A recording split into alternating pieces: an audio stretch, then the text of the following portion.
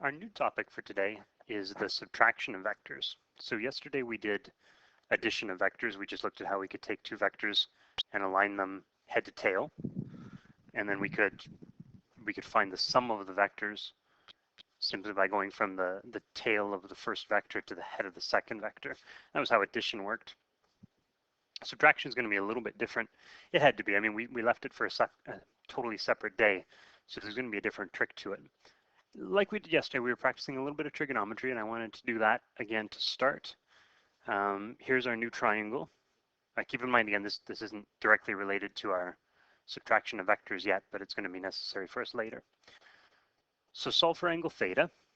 You'll see theta in the diagram. We know three pieces of information in the triangle. It's not right angled, so we're trying to decide if we can use the sine law or the cosine law. And in this example, we have our angle side pair.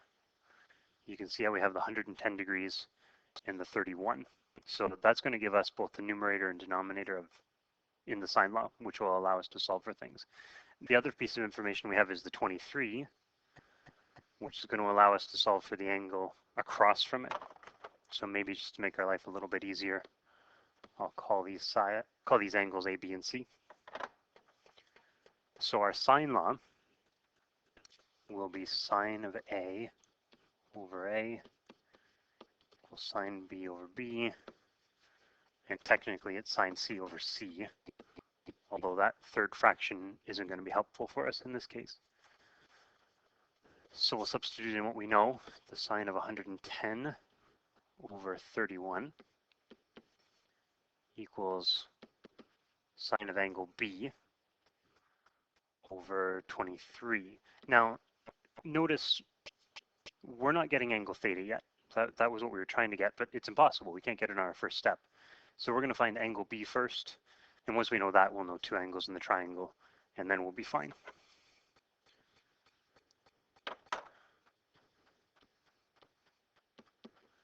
When we're doing the sine law for an angle, it was easiest to set up the formula like I had here with the sines on top. If we'd been solving for a side length, we would have done it a little bit differently. We would have put the side lengths on top, and we would have put the sine of the angles on the bottom. But that's just a choice based on what we're solving for. I've calculated the value there to 4 decimal places, so a little bit of rounding, but the more decimal places you save, the better off you'll be.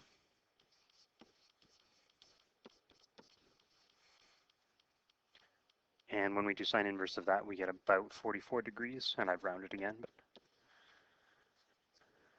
So angle B is 44. And then we can find theta by just subtracting from 180.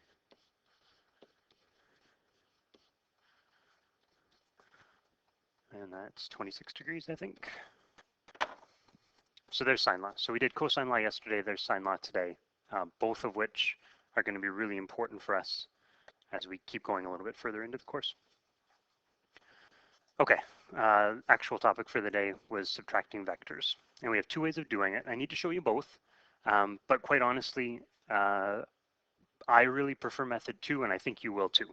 So I'm going to show you both. They're both important, but for the most part, we're going to be using method 2. So just keep that in mind. I need you to see both, but keep in mind that the second method is going to work better for us.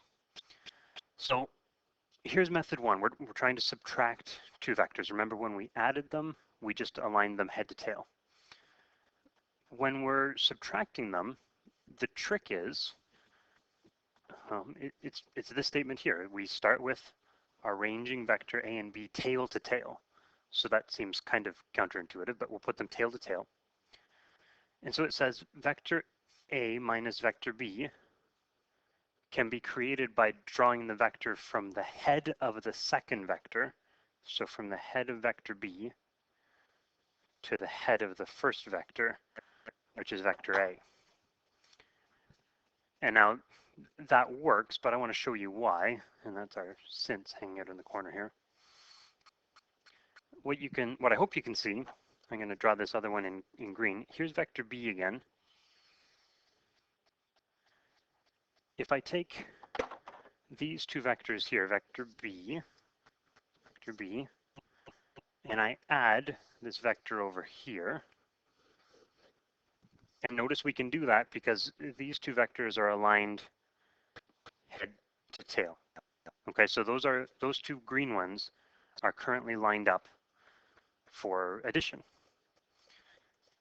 And then this vector at the bottom, I'll put that in red, here's vector A, that would represent the sum of those two vectors. So start at the tail of vector B and then end up at the head of vector A minus B. So we can see that these actually all work together in an appropriate way. And you can see what happens with this statement here. We had vector B and then vector A minus B, and all that's really happening is the B and the minus B are canceling each other out, right? One's going one direction, one's going the other. They're opposite vectors.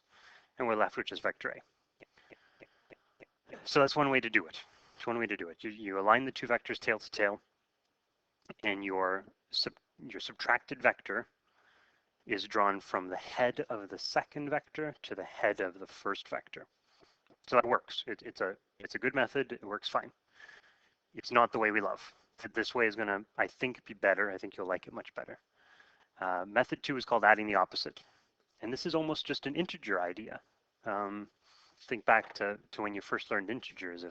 If we wrote something down like 8 minus 4, it's a bad example. Let's do 8 minus 10. One of the ways we could think of that is we think of it as 8 plus negative 10, right? Those two statements are still correct.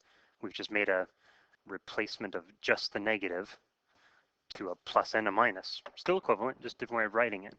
So we're thinking of that second one as adding a negative number as opposed to subtracting something. And that's how this is going to work. We're going to think of it as not subtracting a vector, but think of it as adding an opposite vector. So we're going to try drawing vector p minus s. And I'm going to do two things. I'm going to show you the first method here real quick. So here's vector p, and here's vector s. And I'm going to align them head to tail. And our rule from method 1 said draw a vector from the head of the second vector to the head of the first vector. So start here and draw it like that. And that would be vector p minus s. Okay, that's method 1. That's method 1. Method 2 is I'm going to add the opposite vector. I'm going to put that over here. So here's vector p. I'm not going to change that. And I've got a little trick I can do with vector s. Slide that over here. I need the opposite of vector s. So I need this going in the same magnitude, but opposite direction. So I'm just going to give it a little spin here. It almost even works. I get it upside down. If I could just move that vector symbol, it would be perfect. So what I want to do now is this is now minus s. Whoops. Group those guys together. So that is vector minus s. And if I slide those over, now you can see that they're being aligned head to tail, just like we would if we were adding them. So we're thinking of this one as vector p plus the opposite of vector s. But notice as I draw this, now they're aligned head to tail. It's perfect.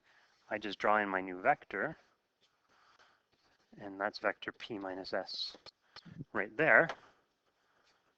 And they're the same, right? If I grab this red one and slide it over, right, we just created the same two vectors. So two different ways of looking at it, but we get the same answer both times. So my recommendation, and as we keep going through this lesson, we're going to be using this one a little bit more often, the idea of adding the opposite in order to find our resultant vector. And what we're going to try and do here is I'm using the other notation. This notation is easier for us. Instead of calling something vector v or vector p and vector q, whatever, if I use the notation where I have a start point and an end point, it becomes a little bit easier. So we're going to try and find vector AB minus vector CB. So I'm just going to draw those two vectors in. Here's vector AB. And I'm going to put vector CB. Okay, this is vector CB. And technically I should be subtracting that vector. Okay, so method 1 would be arrange them head to tail. or excuse me, tail to tail, but I'm ignoring that. I'm not even going to think about that at the moment. What I want to think about is I want to think about how we're going to add the opposite vector. So here's how we do it. I'm going to write down vector AB because that's not changing. And I'm going to add the opposite vector to vector CB. So remember, vector CB was this guy here, right? He's going straight up. The opposite of that should just be this one, going straight down. And that's vector BC. So I'm just going to put that in instead. So I've changed that subtraction to now adding the opposite vector. So there's the plus instead of the minus. Excuse me. And I've changed vector CB into vector BC. So they're opposite. Now we're lined up just like we were yesterday, right? We've changed our subtraction problem into an addition problem, and we're really good at addition. We just use our accordion and we make that vector AC, and we're done. Okay. Much easier to do it that way than it is to try and rearrange everything, or excuse me, trying to write them as tail to tail. Here's example B. Same idea.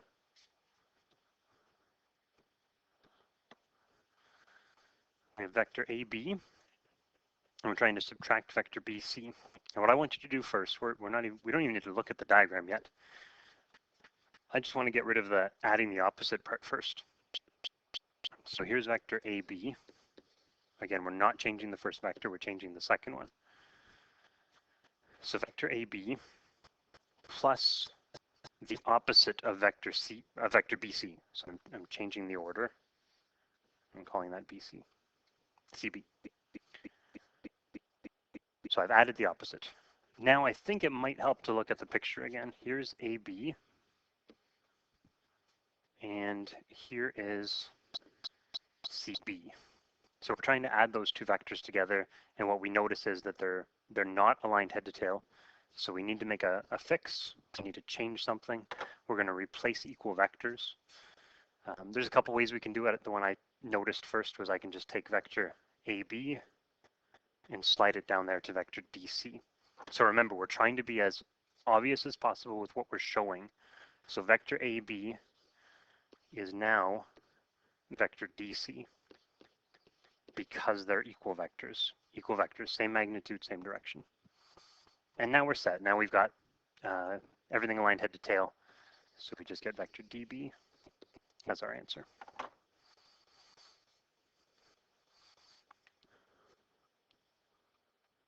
Okay, last one here. Vector BC minus vector BA. Same process. We're going to leave the first vector. And the second vector is being subtracted, which we don't like. So we're going to add the opposite vector instead. So put a plus. And then vector AB right afterwards. So AB is the opposite vector to vector BA. What's neat about this one, we don't even need to see the picture to do this. So I'm not going to bother drawing anything. There's vector BC and vector AB. If I just change the order of those two and write it as AB plus BC, we can see that those now go together. That's just AC. Completely irrelevant of whatever diagram we head up here, right? That made no difference to the answer that we just found there. We started at A, we went to B, then we went from B to C. So the picture, if we wanted to, we could see it, but it's not necessary to do that particular vector calculation. Same idea here. So I've now not given you a picture. I've simply given you a whole bunch of vectors. So can we do something with it so that we can actually simplify it? There's 4 vectors altogether, and one's being subtracted. Addition's great, so I have no problem with all of those addition of vectors. But I want to change that subtraction. So I'm just going to take my first line, write these guys down again. But instead of subtracting RC, instead of doing that, I'm going to add the opposite. So I'm going to add vector CR. And then vector RT is still there as well. So now can we actually put any of that together? Again, we can't replace any equal vectors because we don't have a picture, but I think you'll notice right here, those C's will accordion and those R's will accordion. So that'll leave us with that vector CA, it's still stuck, and then vector TT. And if you remember from yesterday, that's starting at point T and ending at point T. That meant we didn't go anywhere. We called that the zero vector, which we don't actually need to show. And so our answer is just vector CA. So we did all of that, but never had a picture, right? We based it simply on the letters that we see. Okay.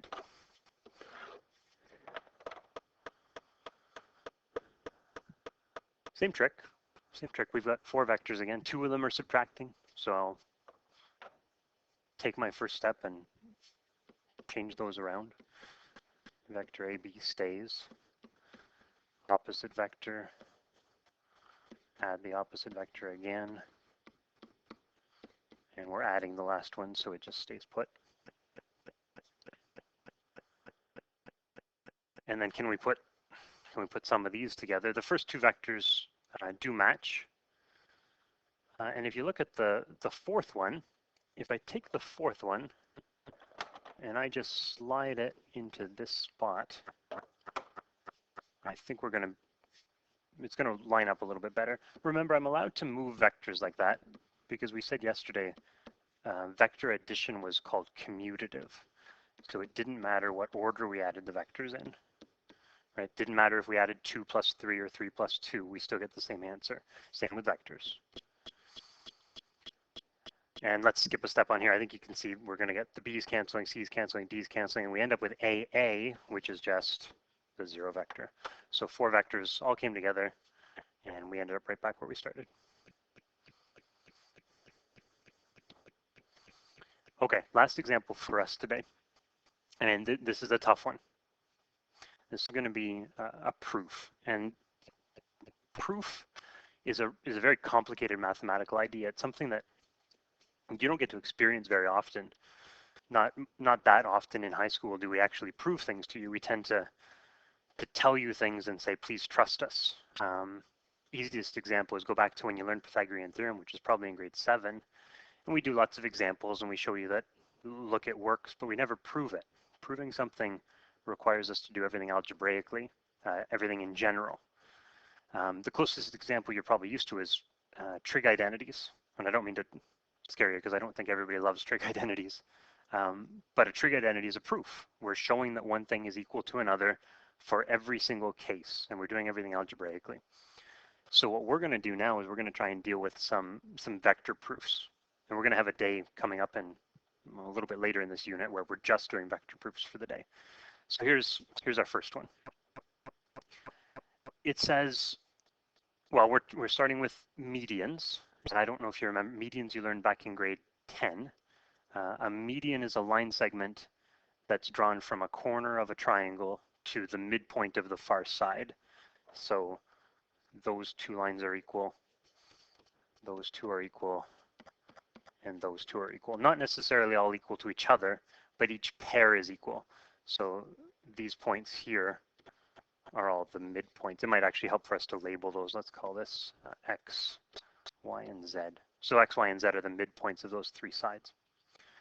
And when you draw those 3 medians, it turns out that they all intersect, which is actually pretty cool from a mathematical standpoint, that all 3 lines would intersect. 2 lines, of course, are going to meet somewhere, but the fact that the 3rd line actually goes through exactly the same point is pretty special. That point's called the centroid. So what we're saying is if we're in that situation, if we have a picture like this, where we've drawn the 3 medians, we've created the centroid, we've called the centroid point G, we're trying to prove that the vector from G to A plus the vector from G to B plus the vector from G to C, if we put them all together, we'd actually end up with the zero vector. And I might be able to show you that. We'll see if I can move these. So I pull one out at a time and align them. Hopefully this Oh, pretty darn close. Look at that. You can see that, sure enough, they all form a perfect triangle, right? They're if we started at the bottom and went around all three vectors, we ended up exactly where we started. That's not a proof. Right? That's not a proof. I drew 3 lines and I showed that they happen to go back together again for this particular diagram.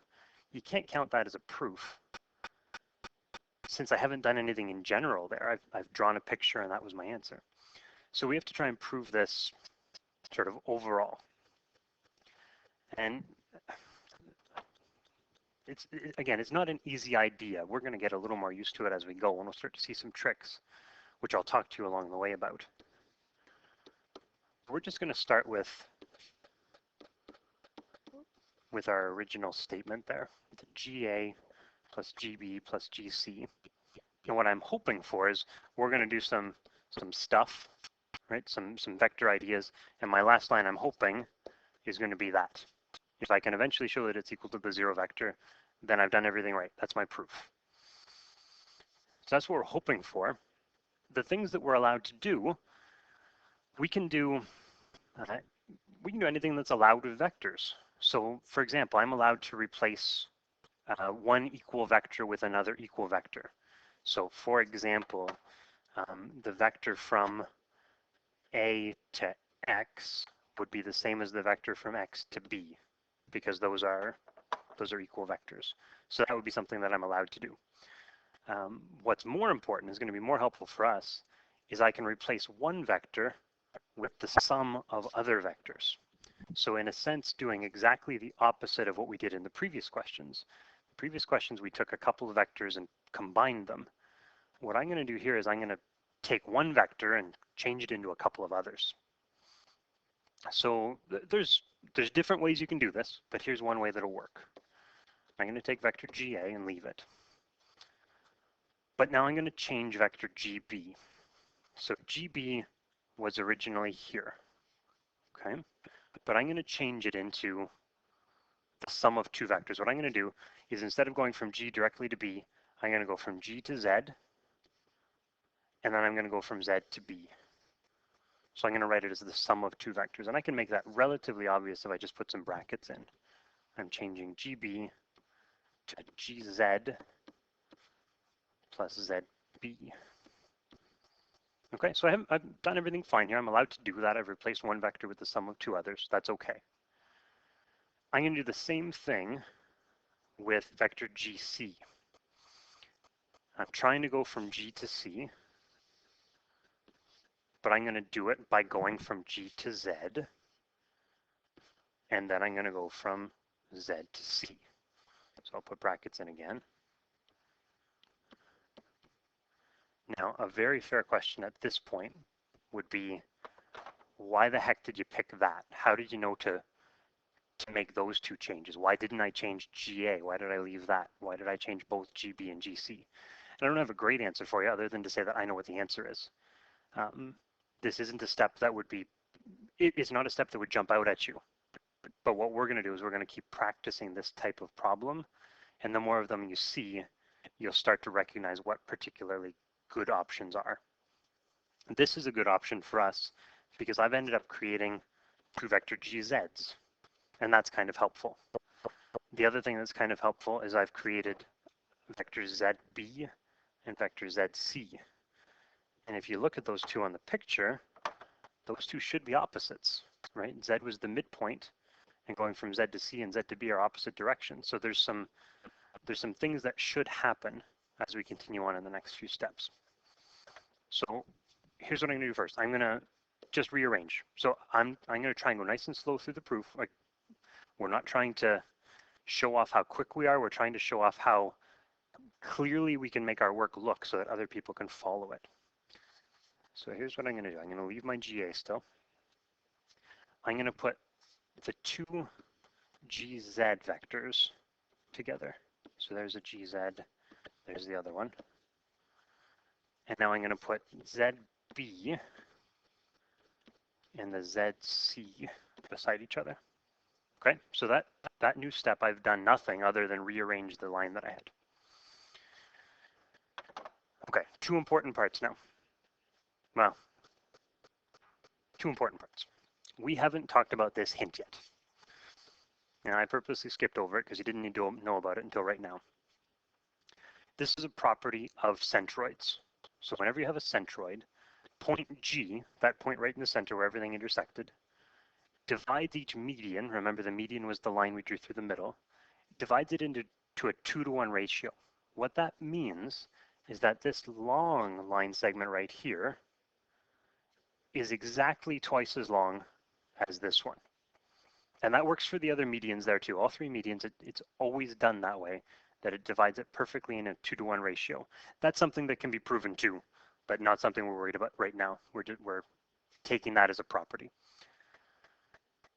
So if that's true, we're able to do a little bit with those GZs, right? Vector, I've made a mess of this diagram now. Here's vector GZ again.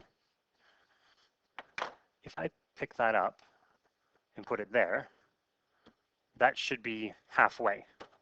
And if I take another GZ and pick that up, that's going to go the rest of the way.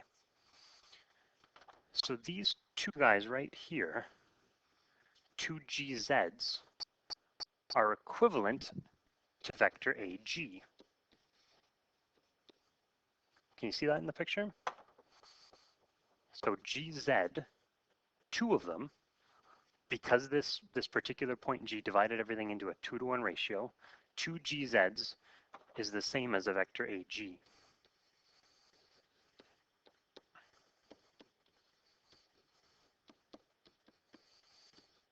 So I've done one step there. I've replaced those two vectors with vector AG. Well, now I've got vector GA and vector AG, and those are opposites. So that better equal out to be the 0 vector.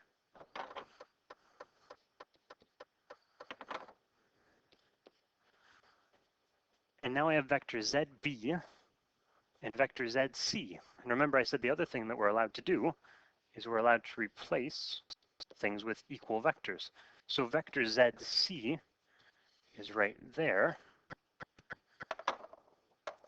It's exactly the same as vector BC.